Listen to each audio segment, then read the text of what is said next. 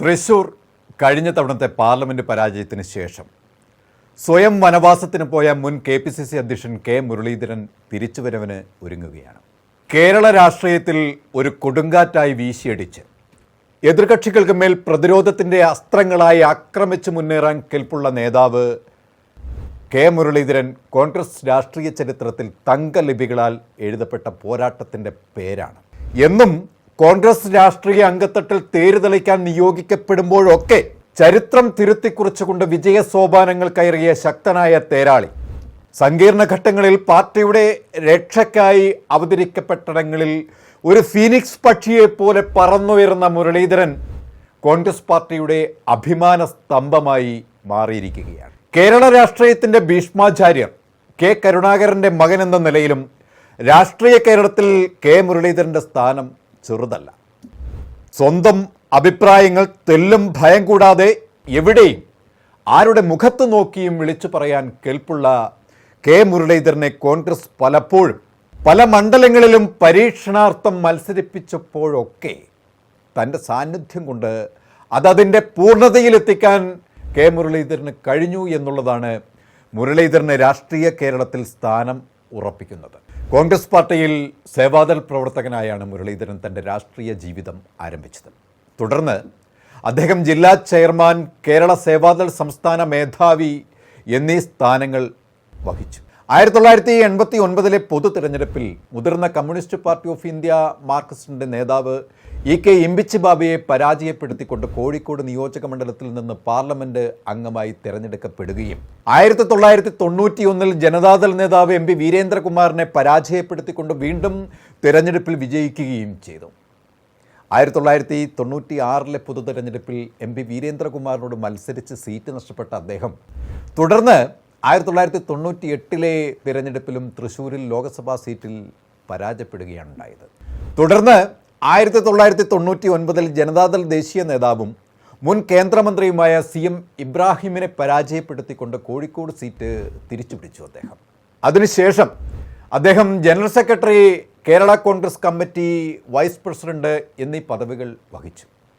2001-2004 കാലയളവിൽ KPCC പ്രസിഡന്റുമായി. 2004 ഫെബ്രുവരിയിൽ മുരളീധരൻ AK ആന്റണി മന്ത്രിസഭയിൽ വൈദ്യുതി മന്ത്രിയായി നിയമിതനായി. അദ്ദേഹം കേരള നിയമസഭയിൽ അംഗമായിരുന്നില്ലെങ്കിലും മന്ത്രിയായി തുടരാൻ 6 മാസത്തിനുള്ളിൽ ഒരു സീറ്റ് നേടേണ്ടതുണ്ടായിരുന്നു. പക്ഷേ വടക്കാഞ്ചേരിയിൽ നിന്നുള്ള ഉപതെരഞ്ഞെടുപ്പിൽ അദ്ദേഹം പരാജയപ്പെട്ടു. തുടർന്ന് ആ വർഷം മെയ് മാസത്തിൽ അദ്ദേഹം രാജിവെക്കുകയുണ്ടായി. പിന്നീട് ചില രാഷ്ട്രീയ അഭിപ്രായ വ്യത്യാസങ്ങളുടെ ഫലമായി കെ കരുണാകരൻ്റെ നേതൃത്വത്തിൽ ഡെമോക്രാറ്റിക് ഇന്ദിരാ കോൺഗ്രസ് എന്ന പാർട്ടി രൂപീകരിക്കുകയും പിന്നീട് പാർട്ടി അനിശ്ചിതത്വത്തിലായപ്പോൾ NCPയിൽ ലയിക്കുകയും, പക്ഷേ കെ കരുണാകരൻ്റെ മരണശേഷം കോൺഗ്രസിലേക്ക് അദ്ദേഹം തിരിച്ചു വരികയുമായിരുന്നു. എന്നും ശക്തനായ നേതാവായ കെ മുരളീധരൻ കോൺഗ്രസിനൊപ്പം നിന്നാൽ തെരഞ്ഞെടുപ്പിൽ കൃത്യമായ വിജയ ഫോർമുല ആയ മത്സരാർത്ഥി ആയതുകൊണ്ട് തന്നെ വട്ടിയൂർക്കാവിൽ നിന്നും 2011 കോൺഗ്രസ് സ്ഥാനാർത്ഥിയായി വിജയിച്ച് നിയമസഭയിലേക്ക് കയറി. കേരള രാഷ്ട്രീയ മത്സരക്കളത്തിൽ ജയപരാജയങ്ങളുടെ വേലിയേറ്റ വേലിയിറക്കങ്ങളിൽ പരീക്ഷിക്കപ്പെട്ട നേതാവാണ് അദ്ദേഹം എന്നും. അദ്ദേഹത്തിൻ്റെ രാഷ്ട്രീയ പാരമ്പര്യം കോൺഗ്രസ് തറവാടിൻ്റേതായതുകൊണ്ട് തന്നെ ഏത് മണ്ണിൽ കൊണ്ടിട്ടാലും മുളച്ചു പൊന്തി തഴച്ചു വളരുമെന്നതുകൊണ്ടും കോൺഗ്രസ് മുരളീധരനെ എന്നും വിശ്വാസത്തിലെടുക്കുകയായിരുന്നു. 2026 നടക്കാനിരിക്കുന്ന അസംബ്ലി തെരഞ്ഞെടുപ്പിൽ വട്ടിയൂർക്കാവ് മണ്ഡലം കെ മുരളീധരനായി കോൺഗ്രസ് നീക്കിവെച്ച് കഴിഞ്ഞു. എന്നും കടുത്ത മത്സരം നടക്കുന്ന വട്ടിയൂർക്കാവിലേക്ക് ഇതിനകം തന്നെ LDF BJP മുന്നണികൾ തങ്ങളുടെ അഭിമാനം സംരക്ഷിക്കാൻ കരുത്തരെ തന്നെ മുന്നിൽ നിർത്തുമെന്നുള്ള ലക്ഷ്യത്തിലാണ്. പക്ഷേ കെ മുരളീധരൻ എന്ന എന്നത്തെയും രാഷ്ട്രീയ അഗ്രഗണ്യൻ അവിടെ തൻ്റെ സ്ഥാനം ഉറപ്പിച്ചു കഴിഞ്ഞു എന്നുള്ളതാണ് വ്യക്തമാകുന്നത്. കോൺഗ്രസിന് ഈ മണ്ഡലത്തിൽ വലിയ പാടില്ലാതെ വിജയിക്കാൻ കഴിയുമെന്ന് ഉറപ്പും മുരളീധരൻ്റെ സ്ഥാനാർത്ഥിത്വത്തിന് ഉണ്ട്.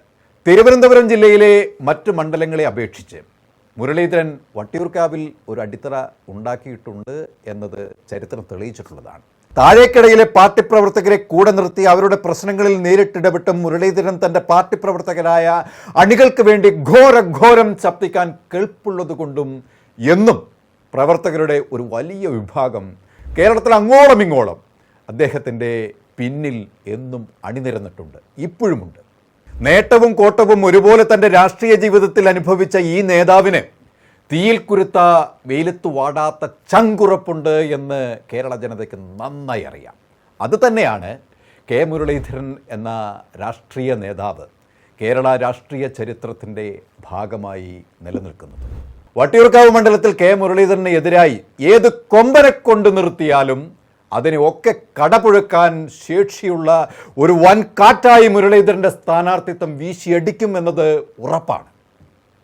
ഈ തിരിച്ചുവരവ് കേരള രാഷ്ട്രീയം കാത്തിരിക്കുകയും. കൂടുതൽ വാർത്തകൾക്കും വിശേഷങ്ങൾക്കും ഞങ്ങളുടെ channel like, share and subscribe ചെയ്യുക. കൂടാതെ സബ്സ്ക്രൈബ് ബട്ടണിലെ ബെൽ ഐക്കണും എനേബിൾ ചെയ്യാൻ മറക്കരുത്.